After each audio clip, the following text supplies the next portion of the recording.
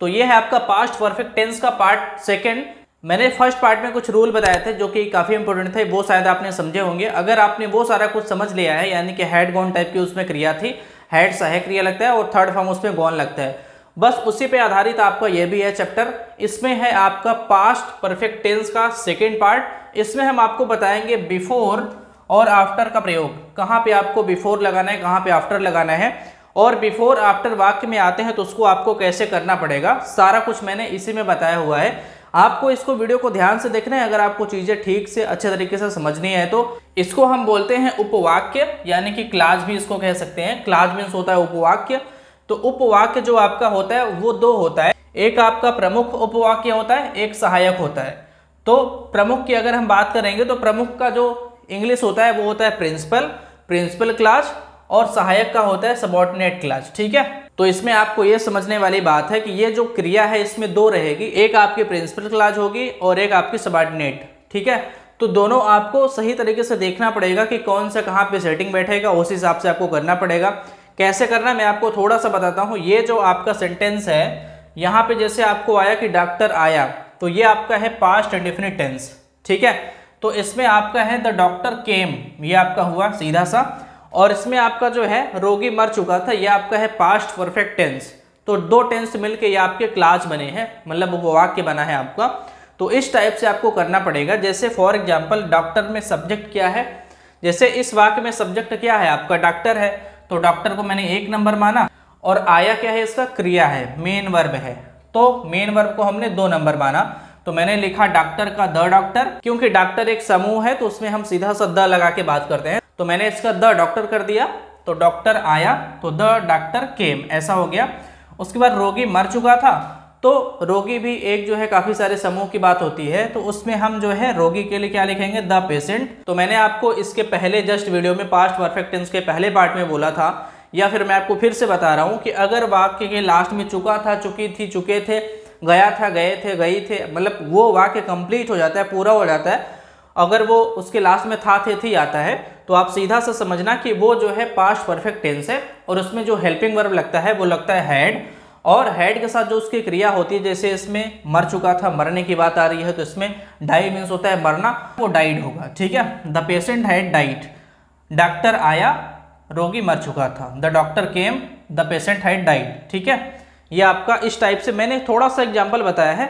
उसके बाद मैं आपको यहाँ पे पूरा यहाँ पे लिख डाला हूँ, कैसे होगा बिफोर, कैसे होगा आफ्टर, आपको सही से समझा दूंगा। आपको बस बने रहना है, सही तरीके से यहाँ पे आपको ध्यान देना है। जैसे आपका सबऑर्डिनेट क्लाज हो गया, तो इसमें जो सबऑर्डिनेट क्लाज है वो आपके पहले आई है, यानी कि डॉक्टर के आने से ये आपका पूरा हुआ सबऑर्डिनेट क्लाज, यहाँ से लेके यहाँ तक। और ये जो पहले है ये वाक्य को जोड़ने का काम कर रहा है, पहले जो है ये वाक्य को जोड़ रहा है, दो वाक्यों के बीच में आके ये एक कंप्लीट अर्थ बना रहा है। बस सीधा सा मतलब यही है।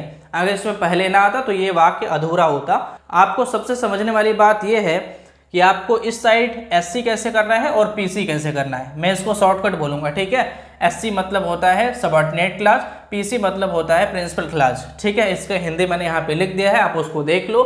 बार बार मैं इतना बोलूंगा तो टाइम वेस्ट होगा, तो एससी पीसी से बात करते हैं। जैसे एससी आपका इस साइड है और पीसी आपका इस साइड है, और जो इसका क्लास का जो नियम होता है ऐसे नहीं होता, उसमें सबसे पहले आपका पीसी आता है, फिर उसके बाद एससी आता है। और हिंदी में ये चीज़ उल्टा हो गया है, मतलब कि ये आपका एससी पहले आ गया और पीसी बाद में आया।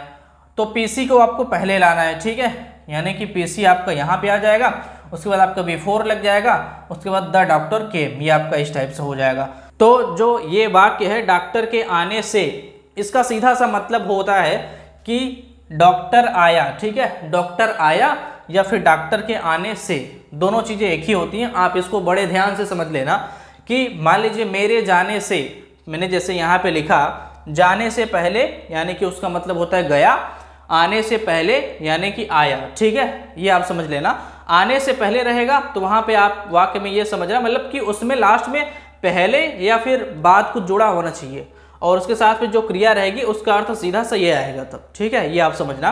तो डॉक्टर के आने से पहले, तो सीधा सा मतलब आप समझो कि पास्ट परफेक्ट का जो सीधा सा रूल होता है, ये एक ट्रिक बता रहा हूं आपको, थोड़ा सा ध्यान रखना। जो आपका पास्ट परफेक्ट टेंस होता है उसमें जो रूल लगता है वो लगता है हैड। तो जिस वाक्य में आपको बिफोर दिखे, यानी कि बिफोर मीन्स होता है पहले, तो उसमें आपको हैड ला देना है पहले, मतलब कि हैड वाला जो सेंटेंस है वो पहले करना है। बिफोर मीन्स पहले, तो हैड पहले, ठीक है, ये आप ऐसे याद रखना है इसको। बिफोर मीन्स होता है पहले, तो जो हैड वाला चीज़ है, जो हैड वाली जो क्रिया है उसको हम पहले ला देंगे। यहीं पे अगर आफ्टर आता है, आफ्टर मीन्स होता है बाद में, तो हैड जाएगा बाद में, ठीक है, मतलब PCSC ये मैं बता रहा हूँ। तो आप इस टाइप से इसको समझना। मान लीजिए अगर आपका है डॉक्टर के आने से पहले रोगी मर चुका था, तो रोगी मर चुका था, तो इसमें चुका था है ना, तो चुका था तो इसमें क्या लिखेंगे, हैड डाइड। तो हैड क्या होगा, डाइड, तो हैड डाइड होगा। तो बिफोर है तो हैड डाइड आपका पहले आएगा। तो बिफोर मीन्स होता है पहले, तो हैड डाइड हो गया पहले, ठीक है यहाँ पे। तो इसमें हो गया the patient had died before, before आपका हो गया ऐसे। उसके बाद डॉक्टर के आने से, तो हम लिखेंगे द डॉक्टर केम। डॉक्टर के आने से या फिर डॉक्टर आया, दोनों चीज़ें एक ही हैं, ठीक है। तो द डॉक्टर केम या फिर डॉक्टर के आने से, तो इसका सीधा सा लिखेंगे द डॉक्टर केम। तो पूरा वाक्य बनेगा डॉक्टर के आने से पहले रोगी मर चुका था, यानी कि the patient had died before the doctor केम। इसमें सबसे बड़ा चेंज क्या हुआ, जो आपका PC था वो पहले आया, क्योंकि PC पहले होगा, SC बाद में होगा। तो PC मैंने यहाँ पे किया और SC को मैंने बाद में किया, और बिफोर के साथ इसको जोड़ दिया, ठीक है। तो इसको हम इस टाइप से सॉल्व करते हैं, मतलब बिफोर आफ्टर आता है तो आपको इस टाइप से करना रहेगा। आप इस चीज़ को विशेष ध्यान रखना। और मान लीजिए अगर वाक्य में आफ्टर आता है, उसको आप कैसे करोगे वो भी जानते हैं। जैसे यहाँ पे आपका एग्जाम्पल आया, उसके जाने के बाद तुमने क्या किया, तो ये जो बाद है ये वाक्य को जोड़ने का काम कर रहा है। मैंने आपको सीधा सा बोला कि जो वाक्य कंप्लीट होगा, जैसे उसके जाने के बाद, मतलब ये वाक्य यहाँ पे ना कंप्लीट हो रहा है, तो ये तुमने क्या किया ये पूछा जा रहा है क्वेश्चन उससे ना, तुमने क्या किया, तो क्या के लिए क्या आप लिखोगे, व्हाट। पहले इसको हम लाएंगे, ये वाला जो सेंटेंस है इसको हम यहाँ पे लाएंगे, और ये वाला आपको बाद में करना है, ठीक है। तो मैंने आपको बोला कि बिफोर मीन्स पहले, तो उसमें हैड पहले, आफ्टर मीन्स बाद, तो हैड उसमें बाद, ठीक है। इसको भी ऐसे करेंगे, आप उसको समझ लो। तो तुमने क्या किया, इसको हम कैसे करेंगे, आप ये समझो, इसको हम करेंगे व्हाट, व्हाट, उसके बाद डिड लगा देंगे, क्योंकि ये जो आपका है ये है पास्ट इंडेफिनिट टेंस, ठीक है। तो पास्ट इंडेफिनिट टेंस में आप कैसे करते हो, अगर प्रश्नवाचक आता है तो उसमें आप डिड लगाते हो हेल्पिंग वर्ब में, ठीक है। तो व्हाट डिड ही डू, ये आपका हो गया। ये आपका इस साइड का जो वाक्य था ये इस साइड आ गया, ठीक है, ये आपका यहाँ पे हो गया। उसके बाद हम आफ्टर का लिखेंगे, मतलब बाद का लिखेंगे, बाद, आफ्टर मीन्स होता है बाद में, तो हम करेंगे क्या, आफ्टर, ठीक है। बाद के लिए मैंने आफ्टर लिख दिया। तो what did you do, what did you do after हो गया। अब आपका क्या बचा, उसके जाने के बाद, मतलब उसके जाने के बाद उसने किया था ना, उसके जाने के बाद तुमने क्या किया, ये सीधा सा पूछा जा रहा है, मतलब वो चला गया है ना, वो उसके जाने के बाद, मतलब वो चला गया, वो कंप्लीट हो गया। तो चला गया है या फिर जा चुका है, यानी कि वो वाक्य जब वो कंप्लीट है, तो उसमें हम आपका पास्ट परफेक्ट टेंस का जो रूल होता है, यानी कि जो हेल्पिंग वर्ब होती है हैड, तो हम लगाएंगे हैड। उसके साथ में जो आपका क्रिया होता है उसका थर्ड फॉर्म होता है, तो जाने के लिए क्या होगा, गो, तो उसका थर्ड फॉर्म होता है गॉन। तो हम इसमें क्या लिखेंगे, आफ्टर ही हैड गॉन, उसके लिए क्या होगा, ही हैड, उसके बाद हो जाएगा गॉन, GO, यानी ये आपका वाक्य कंप्लीट हुआ। ये आफ्टर आपका बीच में ऐड हो गया। तो उसके जाने के बाद तुमने क्या किया, तो what did you do after he had gone, ये आपका वाक्य कंप्लीट हुआ। तो इस टाइप से आपको मैंने बिफोर आफ्टर दोनों का यूज बता दिया। देखिए आगे और वीडियो जाने वाली हैं, मतलब इसी पे आएगा आपका पास्ट परफेक्ट टेंस का। ऐसा नहीं कि ये पार्ट खत्म हो गया। तो बड़ा ही सिंपल था, बड़ा इजी था, थोड़ा सा आप दिमाग लगा के समझ लो इसको। जो ये वाक्य है ये आपका पूरा क्लास में आता है, मतलब कि ये आपका उपवाक्य है, तो इसको आप समझ के चलना कैसे होता है उपवाक्य। मैंने बता दिया बिफोर आफ्टर का प्रयोग। आगे कुछ और चीज़ें हैं वो भी कवर करेंगे।